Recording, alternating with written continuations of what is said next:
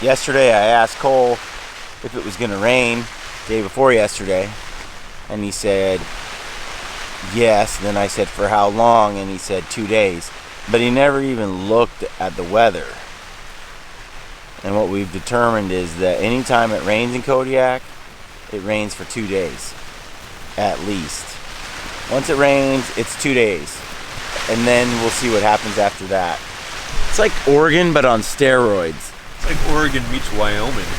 Yeah. You got the rain of Western Oregon, but you have the wind of the top of Casper Mountain. What's going on there, Cole? Well, Anchorage, or up by Palmer, just had I believe a 7.2 magnitude earthquake, and tsunami warnings are in effect, mainly for Cook Inlet, but Kodiak appears to be a part of that for the next 2 hours. So in town they have evacuated everyone up to higher ground. So luckily we're at about 10 feet up right now. What do you recommend we do? Put your boots on. Get out of your Crocs, Ben. See if we can rain. Seriously, guys. Yeah, go. We're done. Cole actually seems concerned about what? We need to climb up 90 feet. Oh, he's serious? Okay. Yeah, he's totally I serious. thought Brian was messing with me. Well, we've got a tsunami warning, and we're all trying to get up the mountain here, get 100 feet above, in case we have a tidal wave come in, and we're keeping our eyes peeled for some ocean tidal waves. Crazy. We're right here in an inlet. We're not far from the ocean, so it could roll right up this river valley. So Cole wasn't messing around. We just got out of there, playing it safe. How were you? I was relaxing and relieving myself of last night's meal, and all of a sudden Cole's like, "Hey, everybody get to high ground. No effing around." I'm like, literally caught with my pants down. But I'm here now, so everything turned out good. Yeah, that escalated quickly. Yeah, that was crazy.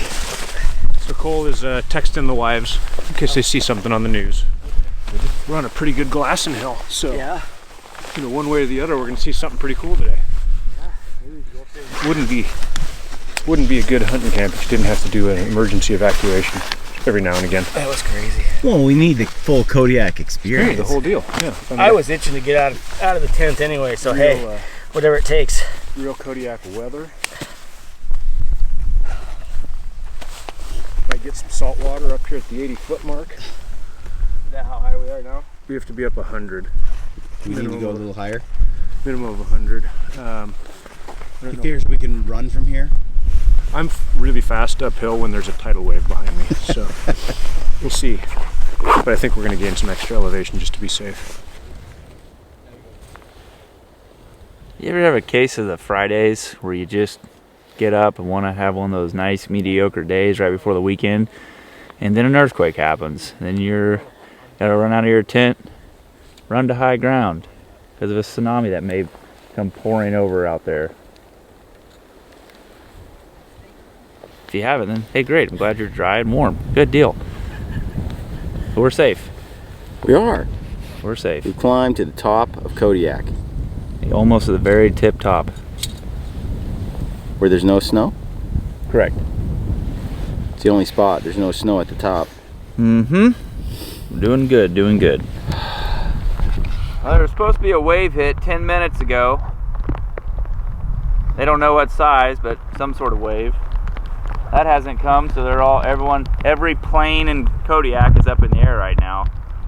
Plane, helicopter, looking, and so they don't get washed away if it does come up. You know, I wouldn't have a better group of guys with me. You guys are all nice fellas, you know? You know? Really glad you came to Kodiak. If I was gonna die, I want to die with you, Cole. Hey, good. Good. Not my wife or my children nearby. I want to die with Cole Kramer. Legends never die, my friend. What's the update? A couple roads have caved in and some buildings have, I guess, been a little messed up. I do have a couple hunts open next year for this time period. If anyone's interested, give me a shout. Nothing ever happens this time of year here. Come to Kodiak, experience it all. It is worth the Come to Kodiak, they say. Experience it all. Natural disaster. Instead of your pocket. It's got the all clear. We're safe for now. Okay. Now, You never until know. the next tsunami. Or whatever. That could happen. Are you right? Tim, tsunamis are smaller than I expected. So what'd they say, Cole? They kept delaying the wave. Like, okay, it's supposed to be here then, and now they gave us the all clear. So, but we'll just probably hang Just in case it's a sucker wave. in case there's a sucker like, I got you! You're safe. Just kidding. Yep. Cool. So, I thought I lost you. We were all like, should we let Brian just go down there? He's gone, let's go! Brian is too far gone! We don't have enough supplies! Everyone is gone! Take him! You're taking where are we video or supposed to something. be looking? Who's taking it? I'm doing video. Oh, well, I don't know what the hell you're doing. Trying to get under this umbrella. Look up there. Tim, I can't see your coconut, buddy. There you go. There you go. Nice. You got the whole umbrella in there? You guys look good. Nice. So, Drunk enough you where I had was pissing on the guy with a funny idea. 2 bullets. If I had a gun with 2 bullets and I was in a room with Hitler, Bin Laden, and Toby, I would shoot Toby twice. I'd shoot Toby twice. I hate Toby. You only had 2 bullets. Shoot Toby twice. It was Dwight's up there. I have one dilemma. Doesn't fit. So it'd be really cool if it was the size of a Duralog that could go in there without me having to remove Sawzall my Duralogs in half, then put it in, and then put my Duralog in. It's very inconvenient, takes me time. But it'd be cool if my door was a little bigger. I would appreciate that. Duralog. Never even heard of it. What's it made out of? Coal?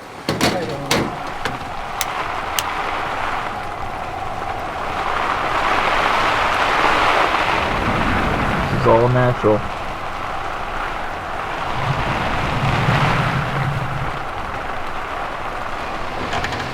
We just want this to be real. Please, be authentic. Think about dope shots, man. Come on. This is so dope in here. You know what's dope is this is all my leftover coffee from my K Keurig packets, and I compressed them into a Duralog. Where's that custom? Just an antler. Sticking it in. Fighting.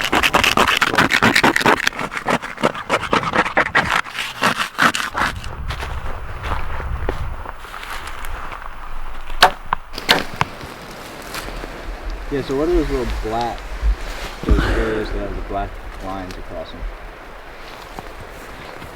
The grid? Yeah. Yeah, it's kind of just helps with Bullseye. Check it out. Like, the tech works, right? Yep. But you could screw it up. Sure. Just like anything. Just like a sliding site, right? Nice shot, buddy. I like I it. see you're ready. Time to go find a deer.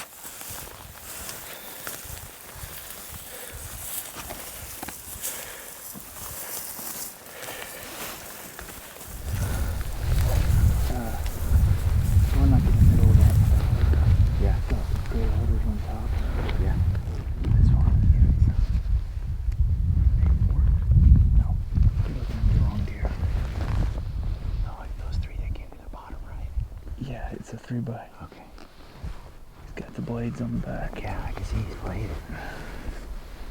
Man. Well done, Don Cole. Jeez.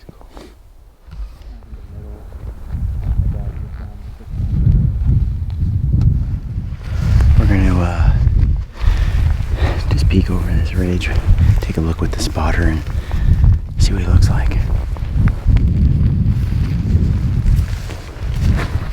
Siri, quit talking to me. We're on a stalk, don't talk to me, okay? I thought you had better control over her. You'll need to connect. They all back talk. All of them. See the one that's looking away? Yeah. Head down? Yeah, he's got a big frame. He splits on the back cheek too. It's a great buck. It's just your problem is it's in the wide open a flat. billion deer and yeah. Did you bring your deer suit? There's a bevy of beautiful bucks. This one buck. See how I did that? Yeah, this Bevy, one buck beautiful. is a big fork actually. It's a 10 fork. Would you attribute your success as a guide to proper nutrition of your clients? If they're healthy? Yeah. Oh yeah. Are you talking like during the hunt or just them showing up in good health? During the hunt. Yeah, you know, I mean, especially when you eat pancakes and French toast every day. I think that's just like what I've noticed as being a great diet. Yeah, it's just gotta have food to hunt, you know. Dude, who doesn't put mayo on their sandwich? Well, I don't know, it does something with like the scopes and stuff like that. We're told, so they don't do that. They recommend you don't. Something about with the... Can you speak to that, Tim? About not using mayonnaise on my sandwich. I didn't realize that it was going to be quite so judgy up here. Well, I thought it had something to do with Leupold scopes. Well, it might. The problem is that if you get too much of the mayonnaise near the scopes, it reacts with the nitrogen. And if you notice, Cole here has got a touch of the Giardia. That's what happens. That's how it happened. Get it near the nitrogen. I've never had Giardia. Do you have a touch of the Giardia? Nope. Nope. Never had Giardia. You're just Never a regular will. man, aren't you? Had syphilis 3 times. Never had Giardia. Adam, that's not true. Twice. One time was a little. Third time was not confirmed. Third No, time. just because you go a lot, you know, some people may say, oh, Giardia. But it's like, nah, just use the bathroom 5 or 6 times a day. Just regular. I just lose 80 pounds. Blacktail, would you like a little of this, maybe? I do. Okay, good.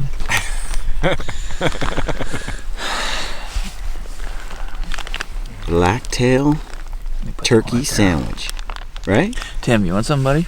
Just a turkey sandwich, This is right? actually roasted ptarmigan breast that Cole. Oh, roasted ptarmigan breast. Yeah, right. You know. Cured by Cole? Yeah, Cole. That's a good one. Cole and Will have a little smokehouse out back. Here, take that, Tim.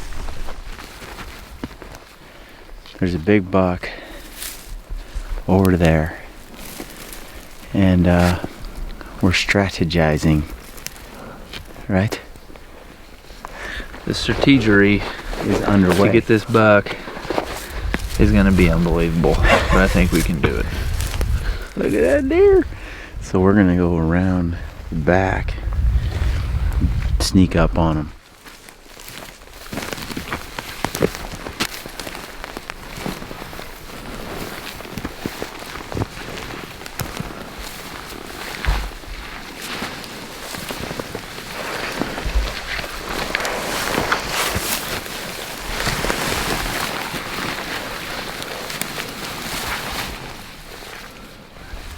Alright, we got a buck up here. Lots of deer though, lots of does. It's kind of flat, it rolls. We're gonna see if we can get up here and peek over and get on this buck. Put the old carbon to work. You ever been behind working pack string? Listen, number one rule, never ever be gassy around women or any of that type of thing. So when I'm out here around all men, it's a different deal. Not Okay. fly. Yeah.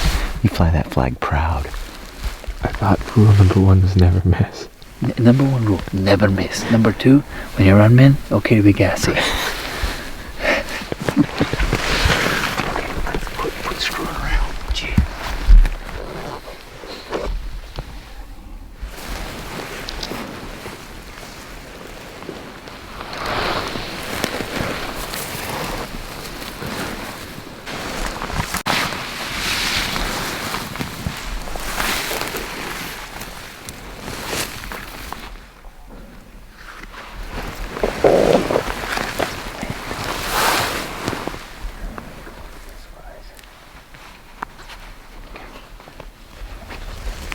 You should have seen it.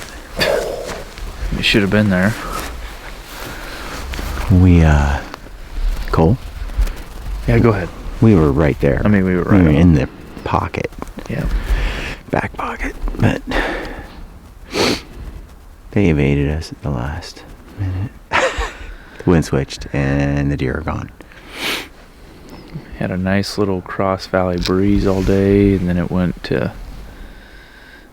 slack wind, and the cool air settled, and a down valley breeze was formed. And he's not making that up, folks. That's how it went We down. probably crawled 300 yards, hands and knees. Probably made it 12 yards before they all spooked, and then we crawled the rest of the way up here, thinking they were still here. Which, you know what? That's the thing with bow hunting and spot and stuff. Have you noticed that? Like, you have to go on faith that they're still there. That's right. But you could spend 2-3 hours on a stalk, you know, thinking the deer is bedded right there. Get there, deer's not there. Could have been gone for 2 hours. For pretty much the duration of your stalk. But we got in some nice upper body, some planking. That's right. My left arm is a little... You lift that bow and you like just chuck it in front of you 1 million times. Felt good. Yeah, we're good. Now we'll run into a buck on the way back home. Yeah. Let's hurry so we can kill one. You know. Shoot low.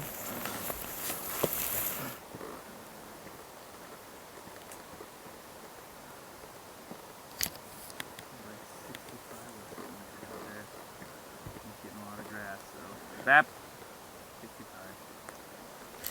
80.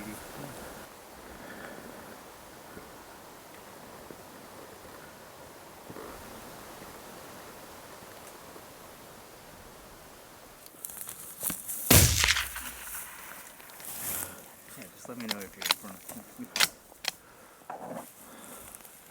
You hear it? Yeah.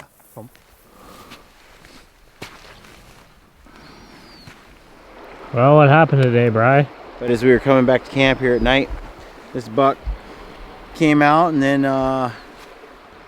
we didn't even grunt to him. He just came up all on his own into bow range and got the arrow out and took a shot and hit him a little low. And then he kind of went up into the bush a little bit, and it's not the kind of place I want to lose a deer, so I grabbed Tim's gun, boom, put him down. But here we are, buck number 2.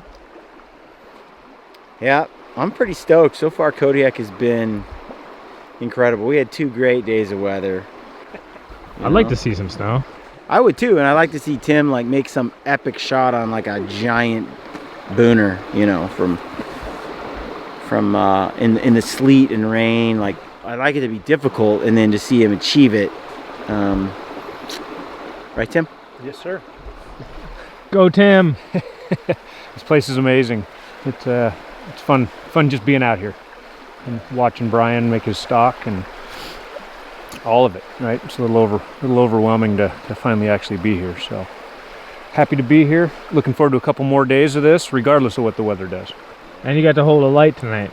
I did. I didn't get paid for it, so I can't say I'm professional. But Hey, it you was might. professional quality light holding. You're gonna get mentioned in the credits, right? Yes. It's cool, man. All right, folks. Thanks for watching this week's video. We're glad you're joining us. Hopefully it's Sunday night for you, but if not, whatever day it is, thank you for joining us. And we just want to announce right off the bat that right now, if you use the code GRITTY at Mountain Ops, everybody gets 20% off for the next 2 weeks. 20% off and free shipping. Last week, we said we would give away a Canvas Cutter Summit bedroll for someone who left a comment down below on the YouTube video. And we're giving away a Mountain Ops merino hoodie, which is one of my favorite pieces of gear. We said we'd give it away for someone who shared our film on Instagram. So we picked those 2 winners, and then we're giving away the Hoyt bow, which we'll get into those details here in a minute. But before we do that, Brent, what did you think of this week's video? This was, for me personally, this is one of my favorite episodes. This is probably one that I had some of the most fun editing. The tsunami stuff was just great. Yeah. Like, this one has more banter in it, which I enjoy. More talking. It's fun. Those, I find joy editing those things. Like, I just get it. It's snappy, and it's very satisfying for me. Yeah, I enjoy that too, because, you know, a lot of camp is built on that camaraderie between hunters. And I love Cole. Yeah. Cole's one of my favorite humans. Yeah, everyone there is cool. Was great. Cole Kramer, Alaska, what is it, Kodiak? Alaskan Guide. Cole, a.k.a. Kramer. Cole's Kodiak Guide Service, I think. Yeah. But give him a follow on Instagram. And also Adam Foss was with us too. And Foss was funny, Canadian. Those Canadians are a little on the weird side, but I'm not going to hold it against them. It was fun. He was great. And he does some phenomenal film and camera work and video work. A lot of people said this is incredible video. I can't take all the credit for that. In fact, most of it was filmed by either Adam or his friend Ben, and they did a great job. So check those guys out as well. But yeah, it's been a fun edit. Something that I didn't know when I first went to Kodiak was that the foxes are native to Kodiak Island, but the Sitka blacktail are not, which is the exact opposite of kind of my assumption, was that the foxes were introduced while the deer were native. But it turns out that's the opposite. The foxes have always been there, and so have the bears. Yep, so have the brown bears. You could say that. Those are native, but the Sitka blacktail, not so native. No, but foxes, especially the red fox, it's one of the most transplanted animals in the world. It is on the list of the world's 100 most invasive species. Like a feral cat. Like a house cat. Which is basically what they are. They're like the house cat of the dog world. Yeah, the canine house cat. Yeah, but the blacktail, they've been transplanting them for over a century. Yeah. In like shifts. And not that many. Like the most that were ever transplanted, from what I can tell, which is from a quick glance at Wikipedia and a couple hours on the internet, was like 18. 18 the total? Max. No, not total. Like I think 24 were put on Kodiak over like an 8-year period in 3 different drop-offs. But they've been dropped all over Alaska. Pretty much they're like, there's an island. It's not being used. Let's put some blacktail on it. Well, it's interesting too. You didn't realize they swim. Major swimmers. I knew like they could cross a river, and then I knew they could swim, but you're talking island to island. Yeah, island hop. I'll drown. I ain't making that. Yeah, they have it like the Alaskan archipelago, which is like a collection of all the little dotted islands that are off the coast of Alaska, and Kodiak's one of those. But you were talking about how when they introduced the deer, they purposely put them on certain islands where they would swim to the islands nearby. They tried to make it so that they slowly fill up the region, but from island to island. One of the reasons I wondered, well, why weren't they native? Like, were they ever native sometime in our history, but they got wiped out, hunted, whatever? Well, it turns out, generally speaking, that you could lose the entire population with a cold spell. One bad winter snap and you're gone. One bad winter could, in theory, wipe out all the deer. Now, in the modern world, and that's often what happens on Kodiak, you'll hear people that want to go for like an older age class Kodiak, Sitka buck. Same thing on Prince of Wales Island. All these areas where the Sitka blacktail are, they can often be wiped out. Populations, entire age classes can be destroyed, and it might be 2 or 3 years before you can get a buck mature that's 5 years old, 6 years old again. And if you have a cold snap on a cold snap on a cold snap, 3 years in a row, You had a bunch of fat forkies running around. And a lot of them died off, except for a few here and there. You end up with low population numbers, and you end up with very young age class that survive, or it's just very hard to find an older age class critter. So that's why they're, they since they've been introduced, they've been able to take a hold, and now you have modern society where, you can do things to conserve or help a few that straggle into the beach, or whatever. If it gets too much snow, they all come to low elevation and they can cruise the beach they can survive year to year. But those populations swing primarily due to snow. There's really not a lot of predation. No, I mean, you got bears. And they don't really... They go for fawns. They don't really go for big deer. And even then, they go often for... There's easier food in the form of... the one thing that fish. really blew my mind was how do you how they caught the deer? Right. That blew my mind. Yeah. I spent a lot of time on that. I'm not gonna lie, trying to figure out how they captured. Because in my mind, I was like tranquilizers, right, or traps or something like that. No, these men are old school. They're proactive. Yeah. They're not going to sit around and wait for a deer. So it's famously, there's a guy named, his name's in the field, Mike Hannon, I think, and his son Ike. He's in the film. We dropped a little image of him and stuff, but his son and him came up with this crazy idea of basically training their dog to chase deer into the water so they could snatch them out. Crazy. That's nuts. Makes sense, though. I mean, well, a deer in the water is like they can swim. I don't think they're graceful like swimmers. Ducks in a barrel, Yeah.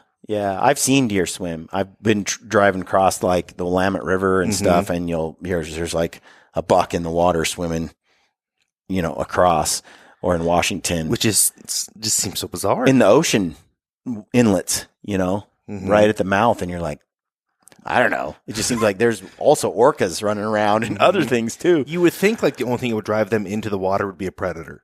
Like if I saw that deer, I'd be looking on the bank looking for a deer or a cougar or something. I think they smell a girl on the other side of the other island and they just swim across. That's some powerful sniffers. Yeah. Well, certainly they could pick up scent from those distances. Absolutely. Anyway. And then what was interesting, too, is I wondered about the history of Kodiak, and we went into that a little bit when we talked about the Russians coming in and the fur trade and doing the fur trade way back when. Now, the Russians were none too kind to the natives that were there, and or in general. Well, yeah, they were. I mean, so you ended up down the road. America, the United States, buys Kodiak, and those native folks, they were about Alaska. Yeah. Which was in Kodiak's part of it. Yeah. But. And then, but the population was decimated by disease, which is the story for pretty much all of Native American folks, North, South, Central. They were all infected by, I think in this case it was chickenpox, something like that, or smallpox, and decimated 90% of them. Now, when the U.S. acquired Alaska, it sounds like they went in and vaccinated the native folks to stop them from being destroyed by the smallpox and the chickenpox diseases. I think it was smallpox, and they ended up, bouncing back somewhat. And now there's organized tribes in the area, and it sounds like the Sunak tribe is the tribe. I don't know enough about it. I'd like to learn more. And they were Alutiiq.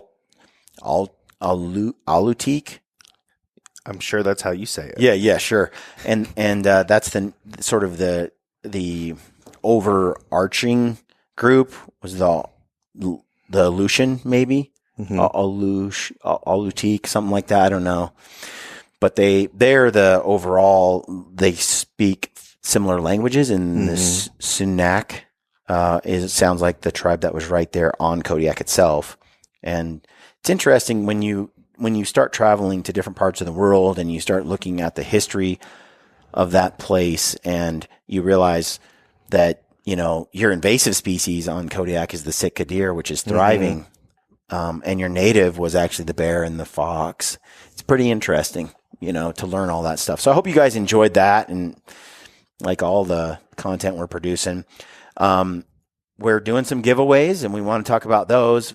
Those that have followed last week, we were giving away a hoodie for someone who shared a Mountain Ops hoodie, Merino, one of my favorites, for someone who shared on our Instagram. And then we're giving away a Canvas Cutter Summit Ultralight bedroll for someone who left a comment in the YouTube section.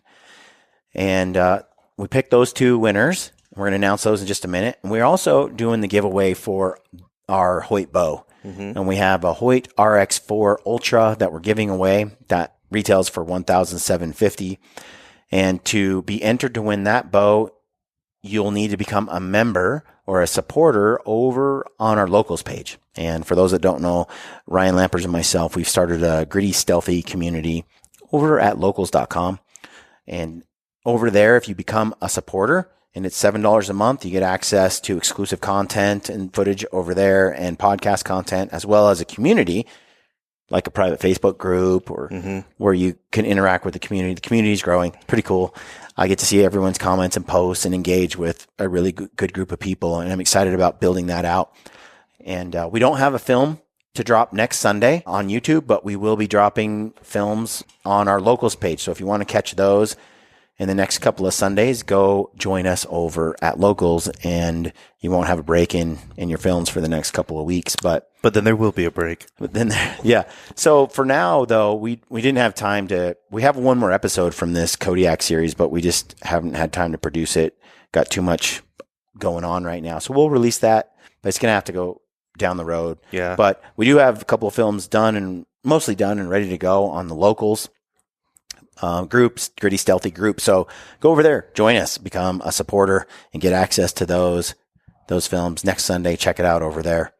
And you'll be entered to win the Hoyt bow as well. And that bow will give away on April 19th. So that's coming up real quick. I know we said we'd give a little video on how locals works, and we're going to do that in the next few days. Yeah, at some point. But we just got a little too far behind this week with all the initiatives we got going on. So, but yeah, we're going to do a monthly giveaway for everyone that's a supporter on locals. And the bow is the first one. And we've got some big ticket items that we're going to start doing one a month for those members, randomly select them. So that's cool. But I do have great news for everyone who has been following along, all our fans, all our supporters. We got to deal with Mountain Ops right now. You can get 20% off on everything at Mountain Ops using the code GRITTY. And you get free shipping for the next 2 weeks. So you get free shipping and 20% off with the code GRITTY. So check that out. That's just to say thank you. We don't have a giveaway for next week because we're not producing a film. So just leave us a comment because you like this. And we appreciate that.